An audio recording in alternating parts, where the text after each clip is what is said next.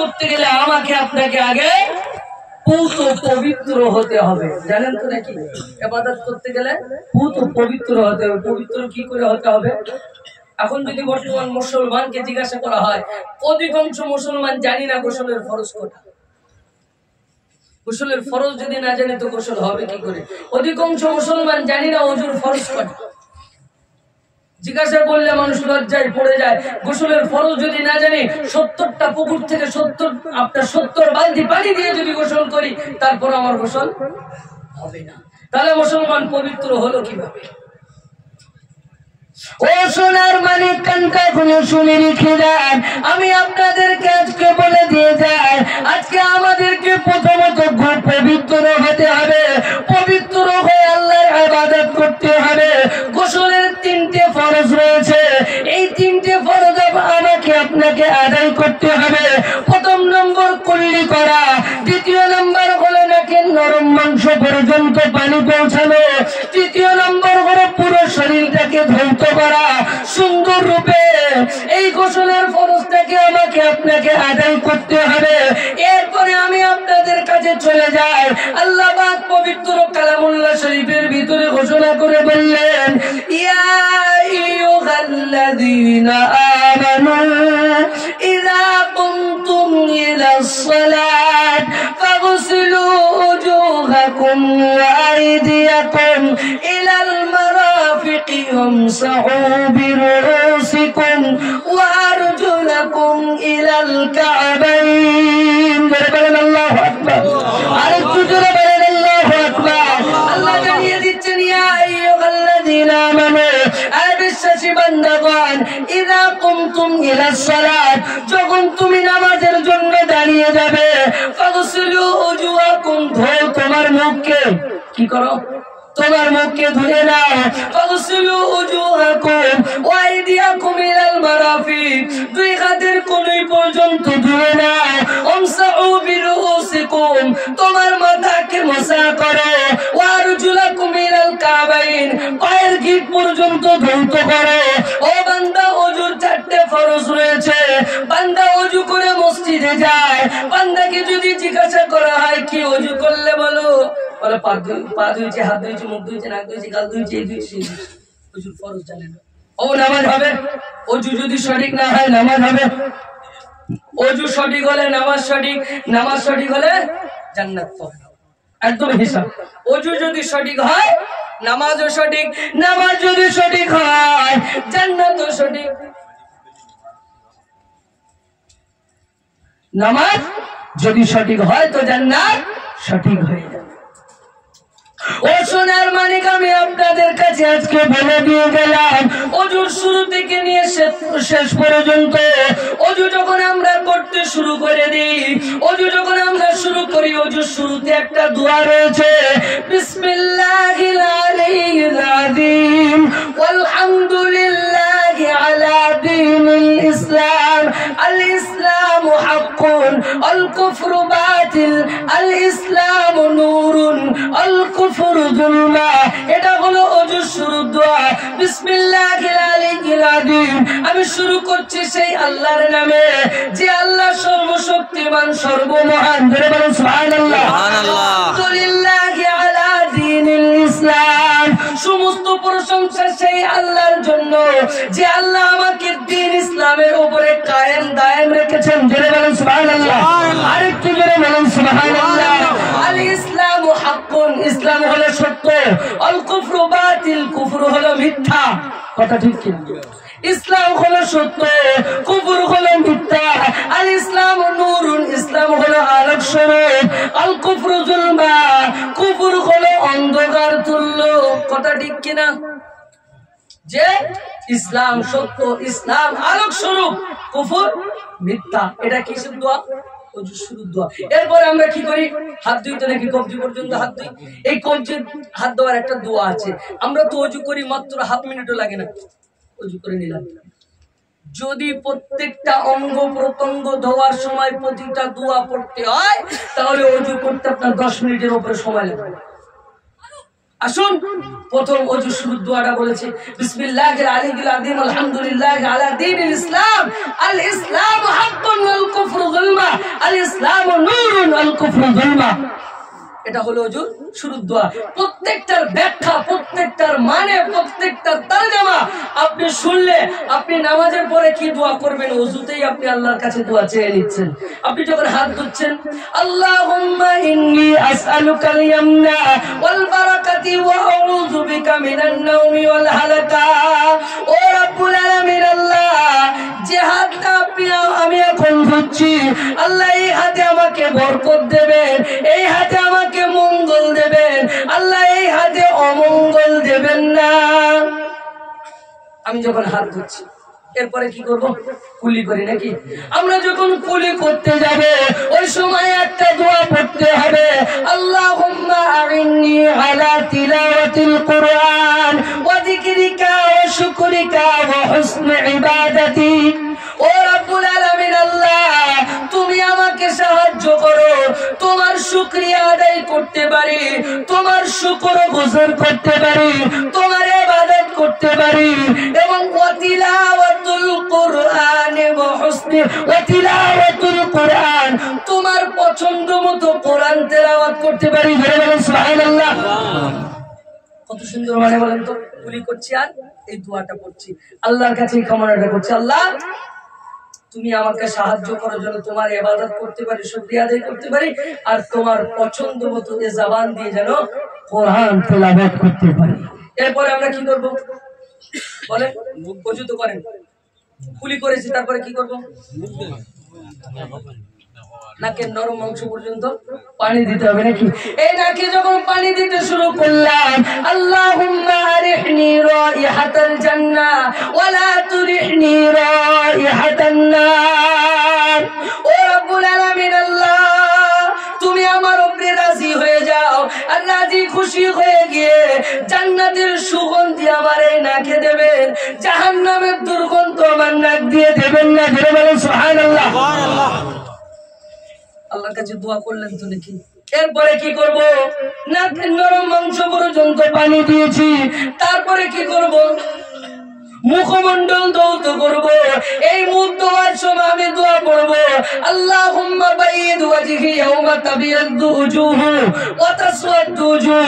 ও রব্বুল আলামিন, আল্লাহ কিয়ামতের মহা ময়দানে যাদের মুখটা উজ্জ্বল হবে, আল্লাহ পাক আমি গুনাহগার, এই মুখটা তাদের মুখের সঙ্গে আমার মুখটাও উজ্জ্বল করে দেবেন। ধরে বলেন সুবহানাল্লাহ। আরেকটু জোরে বলেন সুবহানাল্লাহ। এরপরে আমি আপনি হাত ধুতে যাব, তাই তো নাকি? মুখের পরে হাত ধুতে যাব, দুই হাতের কোনই পর্যন্ত দেব। বাম হাত ডান হাতটা যখন ধুতে যাবে, আল্লাহুম্মা আতিনি কিতাবি বিয়ামিনি ওয়া আসিবনি হিসাবান ইয়াসীরা। ও রব্বুল আলামিন, আল্লাহ কিয়ামতের ময়দানে আমলনামাটা ডান হাতে দেবেন। জোরে বলেন সুবহানাল্লাহ। ওয়া আসিবনি হিসাবান ইয়াসীরা, আল্লাহ আমার হিসাব নিকাশটা সহজ করে দেবেন। জোরে বলেন। যখন আমি আপনি বাম হাত ধুতে চলে গেলাম, আল্লাহুম্মা লা তুতিনি কিতাবি বিশিমালি ওয়ালা মিন ওয়ারাই যহরি। আল্লাহ আমার আমলনামাটা বাম হাতে দেবেন না, আমলনামাটা পিছন দিক থেকে দেবেন না। ও রব্বুল আলামিন, আল্লাহ আমলনামাটা পিছন দিক থেকে বাম হাতে দেবেন না। এরপরে আমি আপনি কি করব? মাথা মাসাহ করব, আল্লাহুম্মা আযিল্লানি তা'তা যিল্লা আরশিকা ইয়াওমা লা যিল্লা ইল্লা যিল্লা আরশি। আয় আল্লাহ কিয়ামতের ময়দানে, হাসরের ময়দানে আপনার আরশে আজিমের ছায়া ছাড়া কোনো ছায়া থাকবে না। আল্লাহ সেদিনে আমার মতো গুনাহগারকে একটু আপনার আরশে আজিমের ছায়ার তলে স্থান দেবেন। জোরে বলেন সুবহানাল্লাহ। যখন আমি মাথা মাসাহ করছি, আল্লাহর কাছে এই দোয়াটা করছি, আল্লাহুম্মা আযিল্লানি তাহতা যিল্লা আরশিক ইয়াওমা লা যিল্লা ইল্লা যিল্লা আরশিক। আল্লাহ আরশে আজিমের ছায়া তলে আমাকে একটু স্থান দেবেন। এরপরে আমি আপনি কি করি? ধার বসা করব। কি করব? ধার বসা করব, আল্লাহুম্মা আতিক রাকাবাতি মিনান নার। ও রব্বুল আলামিন, আল্লাহ এই ঘাড়কে জাহান্নামের আগুন থেকে বাঁচিয়ে দেবেন। এরপরে আমি আপনি কান মোসা করব। কি করব? এরপরে আমি আপনি কান মোসা করব, আল্লাহুম্মা জাআলনি القول فيتبعون أحسنه ও রব্বুল আলামিন আল্লাহ তোমার বাণী শোনার পরে যারা আমল করেছে আমল করে সেই রাস্তার উপরে যারা চলেছে আল্লাহ আমাকেও সেই পথের পথিক বানিয়ে দাও ধরে বলেন সুবহানাল্লাহ এরপরে আমি আপনি ডান পা দুতে যাব আল্লাহুম্মা সাব্বিত কদমি আলা সিরাতি ইয়াওমা তাদিল্লুল আকদাম আল্লাহ কিয়ামতের ভয়াবহ দিনে হাশরের ময়দানে যখন মানুষ পুলসিরাত পার হবে পুলসিরাত দিয়ে অনেক মানুষ পা পিছলে পড়ে যাবে আল্লাহ আপনি আমার পাটা পুলসিরাতের উপরে জমিয়ে দেবেন ধরে বলেন সুবহানাল্লাহ ও রব্বুল আলামিন আল্লাহ যখন বাম পা দুতে যাব আল্লাহুম্মা জাআল যামবি মাগফুরান ওয়া সাঈ মাশকুরা ও রব্বুল আলামিন আল্লাহ আল্লাহুম্মা জাআল যামবি আল্লাহ আমার গুনাহকে মাফ করে দাও ওয়া সাঈ মাশকুরা আয় আল্লাহ আমার চেষ্টাকে সফল করো কার্যকারী করো ওয়া তিজারাতি লান তাবুর আয় আল্লাহ আমার আখিরাতের ব্যবসায় লাভজনক করো বলে বলেন সুবহানাল্লাহ সুবহানাল্লাহ ওযু শেষ হয়ে গেল এরপর আকাশের দিকে তাকিয়ে আশহাদু আল্লা ইলাহা ইল্লাল্লাহ ওয়া আশহাদু আন্না মুহাম্মাদান আবদুহু ওয়া রাসূলুহু আমি সাক্ষ্য দিচ্ছি নেই কোনো মাবুদ আল্লাহ ছাড়া আবার সাক্ষ্য দিচ্ছি তার প্রেরিত রাসূল মুহাম্মাদুর রাসূলুল্লাহ সাল্লাল্লাহু আলাইহি ওয়াসাল্লাম এরপর শেষে একটা ছোট্ট দোয়া আছে আল্লাহুম্মা জাআলনি মিনাত তাওয়াবিনা ওয়া জাআলনি মিনাল মুতাতাহহিরিন হে আল্লাহ তওবাকারীদের মধ্যে আমাকে শামিল করো হে আল্লাহ পবিত্র অর্জনকারীদের মধ্যে আমাকে শামিল করে বলে বলেন সুবহানাল্লাহ পুরো ওযু কমপ্লিট করতে কতক্ষণ সময় লাগবে আধা ঘন্টা আমরা করি তো নাকি যে দোয়া কোথায় করব ওযুর মধ্যেই পুরো দোয়াটা রয়েছে আল্লাহর কাছে চেয়ে নেন ওযুর মধ্যে আমরা কিছুই জানি না ওযুর শুরুর দোয়াটাই জানি না ওযুর নিয়তই জানি না মুসলমান কোথায় আছে এখন চলে যাচ্ছে পৃথিবীর জমিন থেকে বিদায় নিচ্ছি কখন চলে যাব কিছুই জানি না সাহাবায়ে কেরামেরা পৃথিবীর জমিনে জান্নাতের সার্টিফিকেট পেয়েছে জিন্দা অবস্থায় কেন পেয়েছেন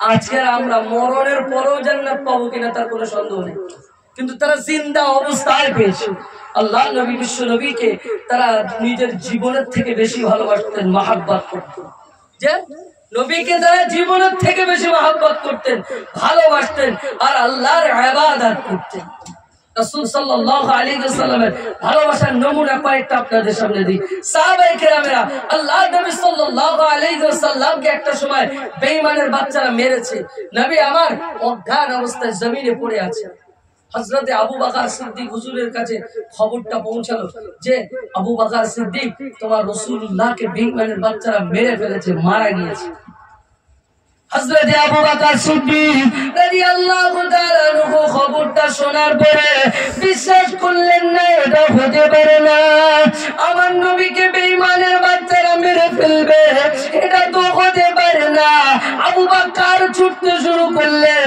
নবী কোথায় আল্লাহর নবীকে খুঁজতে খুঁজতে দেখতে পেলেন একটা জায়গায় নবী অজ্ঞান অবস্থায় পড়ে আছে আল্লাহর নবীকে কোলে করে তুলে নিয়ে পার্শ্ববর্তী একটা আঙ্গুর বাগানে নিয়ে চলে গেলেন আল্লাহ নবীর মাথাটা বুকের সঙ্গে জড়িয়ে ধরে রেখেছেন ইয়া রাসূলুল্লাহ ইয়া হাবিবাল্লাহ হুজুর একবারের জন্য চোখটা খুলুন জবানটা নেড়ে একবার কথা বলেন আল্লাহ নবী চোখটা খোলে না আল্লাহ নবী জবানটা নেড়ে কথা বলে না আল্লাহ নবী চোখটা খোলে না জবানটা নেড়ে কথা বলে না একবার নয় দুইবার নয় তিনবার ডেকেছেন ও রব্বুল আলামিন আল্লাহ একবার চোখটা খুলুন ও রব্বুল আলামিন আল্লাহ আল্লাহর কাছে দোয়া চাইতে শুরু করে দিলেন ও রব্বুল আলামিন আল্লাহ আপনার হাবিব যদি বিদায় নেয় আপনার হাবিব যদি চলে যায় ও রব্বুল আলামিন আল্লাহ আমি আবু বকর আমাকে তুলে নেন আমার জীবনের পরিবর্তে রাসূলুল্লাহকে ফিরিয়ে দেন ধরে বলেন সুবহানাল্লাহ আবু বকর জান্নাতের সার্টিফিকেট পেয়েছিলেন তো নাকি পৃথিবীর জমিনে কেন পেয়েছে বুঝতে পারছেন তো? রাসূলুল্লাহ অজ্ঞান অবস্থায় পড়ে আছে, তিনবার ডেকেছে, রাসূলুল্লাহ উত্তর দিইনি। আবু বকরের বিশ্বাস হারিয়ে গিয়েছে, হয়তো রাসূল সত্যি বিদায় নিয়েছে। অবশেষে আল্লাহর কাছে দোয়া করছেন, আল্লাহ আমাকে তুলে দেন, নবীকে আবার ফিরিয়ে দেন। আমি চলে যেতে রাজি, রাসূলের বিদায় দেখতে রাজি নয়। জান্নাতের সার্টিফিকেট এমনি পাওয়া যাবে না। আমরা বছরে একদিন মাহফিলে আসলাম, নবীকে ভালোবাসি। ও নবী তোমার দেওয়ানা, নামাজ আমরা পড়বো না। নবী তোমার দেওয়ানা, কোরআন আমরা পড়বো না। নবী তোমার দেওয়ানা, দাড়ি আমরা রাখবো না। নবী তোমার দেওয়ানা, সুন্নতি টুপি আমরা পড়বো না। নবী তোমার দেওয়ানা, সুন্নতি লেবাস আমরা পড়বো না। নবী তোমার দেওয়ানা। ও দেওয়ানা হয়ে কোনো লাভ আছে? শুধু নবীর দেওয়ানা দেওয়ানা দেওয়ানা করে পাগলা হয়ে গেলাম, কিন্তু নবীর সুন্নত মানি না। সপ্তাহে প্রতিদিন সেলুনেতে যাচ্ছি, পয়সা খরচা করে রাসূলের গলায় ছুরি চালাচ্ছি। পয়সা দিতে হয় তো নাকি? দাড়ি চাচতে গেলে পয়সা খরচা আছে নাকি? যদি আপনি বাড়িতেও চাচেন, তারপরও একটা ব্লেড কিনতে একটা পয়সা খরচা হয়, তাহলে পয়সা খরচা করে রাসূলের গলায় ছুরি চালাচ্ছি। কোন নবীর উম্মত আমরা? জান্নাত তো এমনি পাওয়া যাবে না। আল্লাহ নবী হযরত আবু বকর সিদ্দিক হুজুরকে নিয়ে গুহার ভিতরে গেলেন। গুহার ভিতরে গিয়ে দেখতে পাচ্ছেন অনেকগুলো গর্ত রয়েছে। আবু বকর সিদ্দিক নিজের চাদর মোবারকটা কেটে গর্তগুলোকে বন্ধ করে দিয়েছে। অবশিষ্ট একটা গর্ত রয়ে গেছে। আল্লাহ নবী কলিজার ছেলে সাহাবী হযরত আবু বকর সিদ্দিক পা দিয়ে সেই গর্তের মুখটা চেপে ধরে রেখেছে। আর আল্লাহ নবী ক্লান্ত শরীর নিয়ে ওই উরাতের উপরে মাথা দিয়ে ঘুমিয়ে পড়ছে। হঠাৎ আল্লাহর কারিশমা বোঝা বড় দায়, ওই গর্তের ভিতর থেকে একটা সর্প এসে ওই পায়েতে দংশন করলেন। আল্লাহ নবী কলিজার ছেলে সাহাবী হযরত আবু বকর সিদ্দিক রাদিয়াল্লাহু তাআলা নবী ওই সময়তে চোখ দিয়ে টপ টপ করে পানি পড়ে, চোখ দিয়ে টপ টপ করে পানি পড়ে। না জানি এক ফোঁটা পানি যদি রাসূলুল্লাহর চেহারা মোবারকে পড়ে যায়, বেয়াদবি হয়ে যাবে, রাসূলের ঘুমটা ভেঙে যাবে। আল্লাহ নবীর চেহারার উপরে এক ফোঁটা পানি পড়ে গেল, রাসূলুল্লাহর ঘুমটা ভেঙে গেল। আল্লাহ নবী উঠে বললেন, আবু বকর কি ব্যাপার, তোমার চোখ দিয়ে কেন পানি পড়ে? আল্লাহ নবীর কলিজা ছেড়ে সাহাবী বলেছিলেন, ইয়া রাসূলুল্লাহ, ইয়া হাবিবাল্লাহ, হুজুর যে গর্তের মুখে পা দিয়ে রেখেছিলাম, এই গর্তের ভিতর থেকে একটা সর্প এসে আমাকে দংশন করেছে। ইয়া রাসূলুল্লাহ, ইয়া হাবিবাল্লাহ, হুজুর আমি সহ্য করতে পারি নাই। আল্লাহ নবী বললেন, আবু বকর বললেন, হুজুর একটা সাপ আমাকে কামড়ে নিয়েছে, আমি সহ্য করতে পারছি না। আল্লাহ নবী বললেন, আবু বকর আমাকে ডাকুনি কেন? আমি তো তোমার কাছেই আছি, আমাকে কেন ডাকুনি? আবু বকর কি উত্তর দিলে জানেন? হুজুর আমি আবু বকর, সাপ আমাকে কামড়ে নিয়েছে, সাপের কামড়ে আমি জীবন দিতে রাজি, কিন্তু আপনার ঘুম ভাঙাতে রাজি নই। জোরে বলুন সুবহানাল্লাহ। জোরে হবে না? সুবহানাল্লাহ। সাপের কামড়ে জীবন দিতে রাজি, কিন্তু আপনার ঘুম ভাঙাতে রাজি নয়। জান্নাতের সার্টিফিকেট এমনি পাইনি। আল্লাহ নবী বললেন, আসহাবিকান নুজুম বিআইহিম ইকতিদাইতুম ইহতিদাইতুম। আমি রাসূলুল্লাহ জানিয়ে দিলাম, আমার প্রত্যেকটা সাহাবী উজ্জ্বল নক্ষত্র তারকারাজির মতো। একটা সাহাবীকে যদি অনুসরণ করে চলতে পারে, হেদায়েতের রাস্তা পেয়ে যাবে। আবু বকরকে অনুসরণ করো, ওমর ফারুককে অনুসরণ করো, উসমান গনিকে অনুসরণ করো, আলী কাররামাল্লাহু অনুসরণ করো। ও সোনার মানিক, একজনকে যদি অনুসরণ করতে পারি, হেদায়েতের রাস্তা পেয়ে যাবে। কারণ তারা জীবিত অবস্থায় জান্নাতের সার্টিফিকেট পেয়েছে, জান্নাতের কাজ করেছে, তারপরে জান্নাতের সার্টিফিকেট দিয়েছে।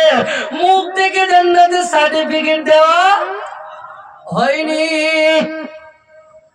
আবু বকরের মুখ দেখে দিয়েছিল বলে মনে হয় যে রাসূলুল্লাহ ওয়াক্কার হয়ে গেছে। আবু বকর বলছে, আল্লাহ আমাকে তুলে দেন। তাহলে আমি যদি চলে যাই, তাহলে তো রাসূলকে দেখতে পাচ্ছি না। তারপরেও বলছেন, রাসূল থাক, আমি যাই। এ কোন মোহাব্বত হতে পারে? রাসূলুল্লাহ উরাতে ঘুমাচ্ছেন, আম সাপ কামড়ে নিয়েছে, জীবন দিতে রাজি, রাসূলের ঘুম ভাঙানো। এ কোন মোহাব্বত হতে পারে? কোন ভালোবাসা হতে পারে?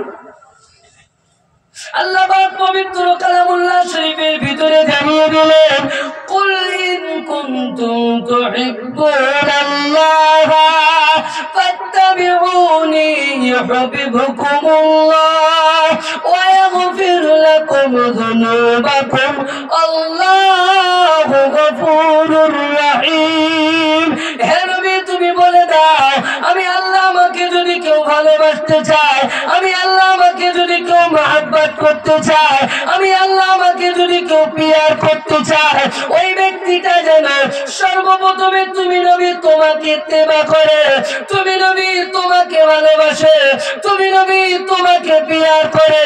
আর যদি তোমাকে ভালোবাসতে পারে, ইউহিব্বুকুমুল্লাহ, আমি আল্লাহ তাকে মহব্বত করব, আমি আল্লাহ তাকে ভালোবাসবো। শুধু তাই নয়, ওয়া ইয়াগফির লাকুম যুনুবাকুম, আমি আল্লাহ তার জীবনের গুনাহ খাতাগুলোকে মাফ করে দেব। তাহলে আমাদেরকে কি করতে হবে? এখন জান্নাতে যাওয়ার আশা রয়েছে। আমার বক্তব্যের প্রথমে ফিরে যাচ্ছে, জান্নাতে যাওয়ার আশা রয়েছে। জান্নাতের মালিক কে? এতগুলো মানুষের মধ্যে আল্লাহ কজন বললো? আল্লাহর নাম নিলে কেউ মারবে আপনাদের? তাহলে একটু জোরে সোরে নেন, নারায়ে তাকবীর, আল্লাহু আকবার। সবাই মুখ খোলেনি, সবাই মুখ খোলে এই অবস্থা কি? আচ্ছা, ফুরন কাজ বলছেন, এটা তো চাষের জমি নাকি? চাষের জমি আপনাদের, নিশ্চয়ই আপনারা চাষি মানুষ, তাহলে ফুরন কাজ তো অবশ্যই বুঝবেন। ফুরন কাজ বোঝেন তো নাকি? এখন চাষের জমিতে লাগবে 10 জন লোক, আপনি লাগিয়েছেন 4 জন, 4 জন এসে বলছে 10 জনের কাজ আমরা করবো, কিন্তু রোজ দিতে হবে 10 জনের, এটাকে বলে ফুরন কাজ। এখানে লোক বসে আছেন 200, তাকবীর দিতে হবে 2000 লোকের, পারবেন? পারবেন না? আল্লাহর নাম নিতে ভয় পেলে পারবেন? একবার রিস্ক নেন না যে 2000 লোকের তাকবীরটা আমরা দিই। বাড়িতে যারা ঘুমাচ্ছে, বসে আছে, ঘোরাফেরা করছে, ওরা একটু ভাবুক যে ওখানে কিছু একটা হচ্ছে, যাই ওখানে ঝগড়া ঝামেলা বেঁধে গেছে, একটু যাই, অন্তত দেখে আসি, দেখি অন্তত ঘুরে একটু দেখে যা কি হচ্ছে। তাকবীর দেন, নারে তাকবীর, আল্লাহু 200 লোকের আওয়াজ হয়ে গেছে, 2000 লোকের কিভাবে হবে? চেষ্টা করেন, নারে তাকবীর, আল্লাহু আকবার, আরে জোরে দেন, নারে তাকবীর, আল্লাহু আকবার। এরপরে হবে মরণ তাকবীর। ফুরন হয়েছে, এরপরে হবে মরণ। মরণ তাকবীর মানে এই তাকবীর দিতে দিতে গলা ফেটে মারাও যেতে পারে। রিস্ক নেবেন? একবার রিস্ক নেবেন? করার ইচ্ছা আছে? যে যদি তাকবীর দিতে গিয়ে গলা ফেটে মারা যান, কিয়ামতের ময়দানে যখন উঠবেন, আল্লাহকে বলবেন, আল্লাহ যা করেছি হিসাব পরে। আগে পূর্ব নাজাতপুর গ্রামের জলসায় বসে আপনার নামে ধ্বনি দিতে গিয়ে গলা ফেটে মারা গেছে, ওই হিসাবটা আগে হোক নাকি? একবার তাকবীর দেন, নারে তাকবীর, আল্লাহু আকবার। চন্দ্রিনী এখন নারে তাকবীর, আল্লাহু আকবার, নারে তাকবীর, আল্লাহু আকবার। আল্লাহ আমাদের আওয়াজকে কবুল করেন, সকলে বলুন আল্লাহুম্মা আমিন। জান্নাতের মালিক কে?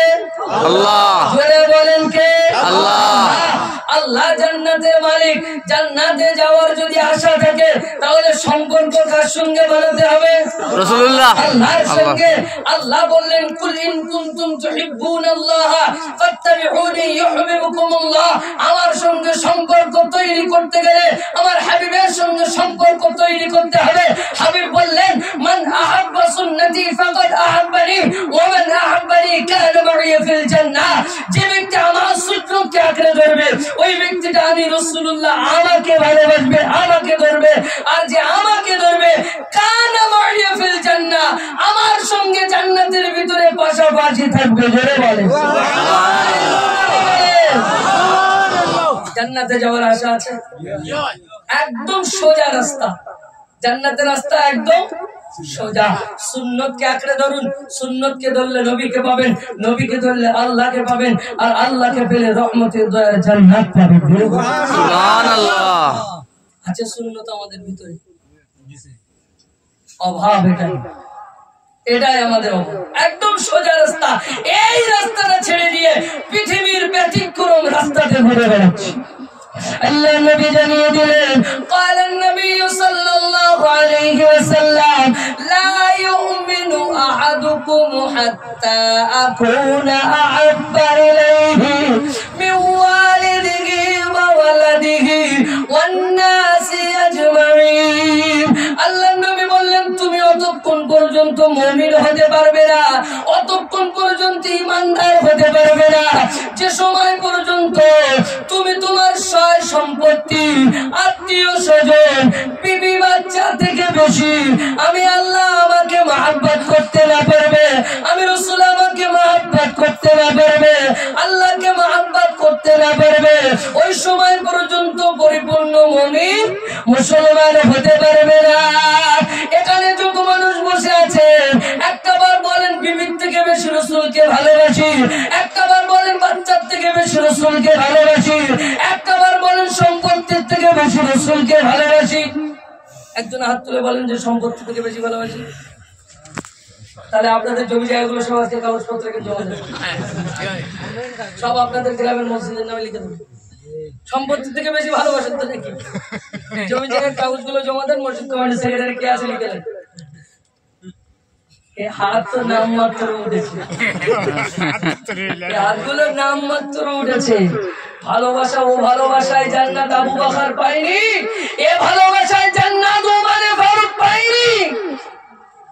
ওসমান গনি ছিলেন মদিনার ধনী। রাসূলুল্লাহ রাস্তার ধার দিয়ে হেঁটে হেঁটে যাচ্ছেন, রাস্তার সাইডে দুইজন বাচ্চা ছেলে কান্নাকাটি করছে। একটা খেজুর বাগানে দুটো খেজুর কুড়িয়ে খেয়েছিল। রাসূলুল্লাহ তাদের কাছে গেলেন, কি ব্যাপার, কি হয়েছে? হুজুর, আমরা আপনার সাহাবী আব্দুল্লাহ আনসারী ছেলে, আমার আব্বা কয়েকদিন যাবত খেতে দিতে পারে নাই, অবশেষ এই খেজুর বাগানে ঢুকে দুইটা খেজুর কুড়িয়ে খেয়েছিলাম। এ রাসূলুল্লাহ, গাছ থেকে পারিনি তো ক্ষেতের মালিক এসে আমাদের গলার ভিতরে আঙুল দিয়ে খেজুর গুলোকে বার করে নিয়েছে, আবার গাছের গোড়ায় বেঁধে রেখেছে, আমাদেরকে মারছে। আল্লাহ নবী কিছু বলতে পারলেন না, চোখ দিয়ে টপ টপ টপ টপ করে পানি পড়ছে।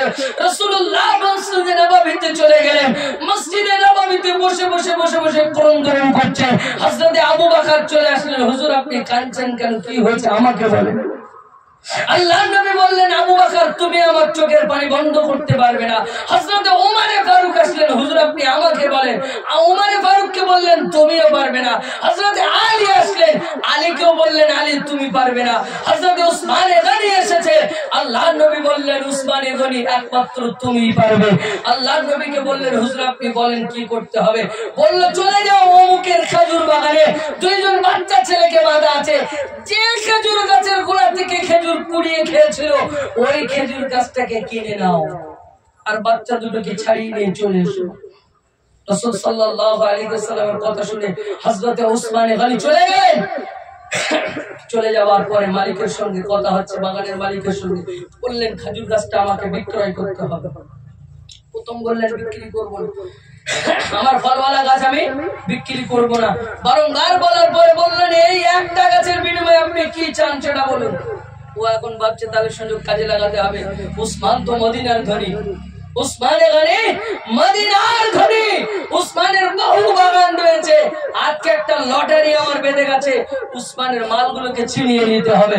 বললেন, একটা গাছের বিনিময়ে শর্ত রাখবো তিনটে। বললেন, প্রথম নম্বর শর্ত হলো একটা গাছের বিনিময়ে 100 গাছ দিতে হবে।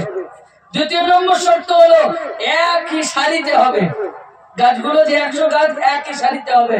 তৃতীয় নম্বর শর্ত হলো প্রত্যেকটা গাছ ফলওয়ালা হবে। পৃথিবীর কোন পাগলও মেনে নেবে? হযরত উসমান গনি এক বাক্যে মেনে নিয়েছিলেন, আমি রাজি আছি, জোরে বলুন সুবহানাল্লাহ।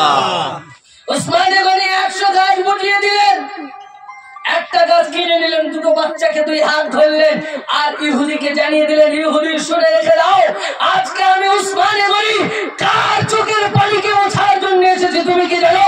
তুমি একটা গাছের বিনিময়ে যদি 100 নয়, আমি উসমান গনি আমার হাজার হাজার গাছ রয়েছে মদিনার জমিনে, তুমি আমার জীবনের পুরো সম্পত্তি যদি চাইতে, আমি উসমান গনি দেওয়ার জন্য রাজি হয়ে যেতাম। জোরে বলুন সুবহানাল্লাহ।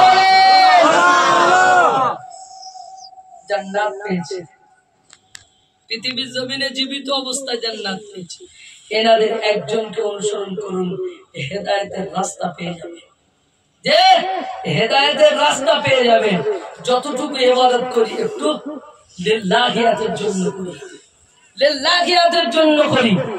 আজকে তো আমরা তো আপনাদের আসামের জমিনে আপনারা খুব চাপে আছেন, আপনাদের ক্ষমতায় আছে তো অন্য সরকার, যেন আপনারা আমাদের থেকে বেশি চাপে আছেন। পশ্চিমবঙ্গে আমরা অনেকটা শান্তিতে, তারপরও আপনারা একটু বেশি চাপে আছেন। তারপরে আমাদেরকে ধর্ম যতটা পালন করতে হবে সঠিকভাবে পালন করতে হবে, কথা ঠিক কিনা? যতটা পালন করব সঠিকভাবে পালন করব, ধর্ম পালন করার মতো করব, আদুরা আদুরা ভাবে না। রাস্তায় কেউ আমাকে ধরেছে, ভাই তোমার নাম কি? যদি আমি বলি আমার নাম আব্দুল জব্বার, তো মেরে দেবে। তখন আমি বললাম আমার নাম মিন্টু। সেকেন্ডের মধ্যে নামটা পাল্টে দিলাম, জীবন চলে যাবে বলে। অসুবিধা নেই, চলে যাক না। হযরতে হুসাইন রাদিয়াল্লাহু তাআলা আনহু রাসূলুল্লাহ দহিত্র, রাসূলুল্লাহর নাতি ছিল, চেনেন তো নাকি? হযরতে হুসাইন রাদিয়াল্লাহু তাআলা আনহু এই ইসলামকে বাঁচানোর জন্য নিজের কল্লা দিয়েছিল, নিজের মাথা দিয়ে দিয়েছিল। একটা কথার জন্য নানা জানের রেখে যাওয়া চেয়ারে কোনো বেঈমান বসতে পারে না। যে চেয়ারে নানা জান বসেছে, আবু বকরের মতো সাহাবী বসেছে, যে চেয়ারে উসমানের মতো সাহাবী বসেছে, যে চেয়ারে ওমর ফারুকের মতো সাহাবী বসেছে, আলী কাররামাল্লাহু ওয়াজহুর মতো সাহাবী বসেছে, যে চেয়ারে হযরত হাসান রাদিয়াল্লাহু তাআলা আনহু বসেছে, যে চেয়ারে হযরত মুআবিয়া রাদিয়াল্লাহু তাআলা আনহু বসেছে, সেই চেয়ারে একজন মদখোর বসবে। এটা হযরত হুসাইন পৃথিবীতে বেঁচে থাকতে মেনে নেয়নি, যার কারণে হুসাইনকে পরিকল্পিতভাবে কল্লাকে উড়িয়ে দিয়েছিল। তারপরে নিজের শেষ জীবন পর্যন্ত নিজের ছোট বাচ্চারা যখন পানি খাওয়ার জন্য কোলে করে নিয়ে গিয়েছিল, সেই বাচ্চাটাকে তীর মেরে নিজের কোলে মেরে ফেলেছে। তখনও তিনি ফিরে আসলে বেঁচে যেতেন, তখনও যদি ফিরে আসতেন বেঁচে যেতেন। তখনও তিনি ফিরে আসেননি। পুরো সৈন্য আপনার লোক লস্কর যারা ছিল তাদের সঙ্গে যুদ্ধ করে, তাদের সঙ্গে জিহাদ করে অবশেষ নিজের কল্লাটা দিয়েছেন ইসলামকে বাঁচানোর জন্য। আজকে আমাদেরকে রাস্তায় ধরলে আব্দুল জব্বার মিন্টু হয়ে যায়, আব্দুল জব্বার পিন্টু হয়ে যায়। বাঁচার আশা, বেঁচে কি হবে? মরে গেলে হিসাব কম হবে, মরে গেলে হিসাব কম হবে। একটা বাচ্চাকে 1 টাকা দেওয়া হলো, যাও তুমি পয়সাটাকে খরচা করো। আরেকজনকে 100 টাকা দেওয়া হলো, যাও তুমি পয়সাটাকে খরচা করো। পরের দিন দুজনকেই ডাকা হলো, তুমি হিসাব দাও 1 টাকা কোথায় খরচা করেছো। আরেকজনকে হিসাব জিজ্ঞাসা করা হলো 100 টাকা কোথায় খরচা করেছো। হিসাব কার বেশি হবে? 100 টাকা। যার কাছে 1 টাকা ছিল, আমি একটা লজিস কিনে খেয়েছি, বুঝে গেল। যার কাছে 100 টাকা, ওর এখন 100 টাকার হিসাব দিতে হবে। 10 টাকার এই কেজি, 10 টাকার ওই কেজি, 10 টাকার এই কেজি হিসাব দিতে সময় বেশি লাগবে। তাহলে আমার জীবন জিন্দেগি যদি 70 বছর হয়, 70 বছরের হিসাব দিতে সময় বেশি লাগবে। যদি 30-এই চলে যায় তো হিসাব কম হবে তো নাকি? তাহলে আব্দুল জব্বার বলে দিতে তো অসুবিধা নাই, অসুবিধা আছে? আব্দুল জব্বার বলে দেবো, চলে যাবো, অসুবিধা নাই। হিসাব শহীদের দরজা পেয়ে যাব, হিসাব হবে না। মুসলমান ভাই আমার, আমি আপনাদের কাছে অনুরোধ করে যাব, ধর্মকে ধর্মের মতো পালন করব।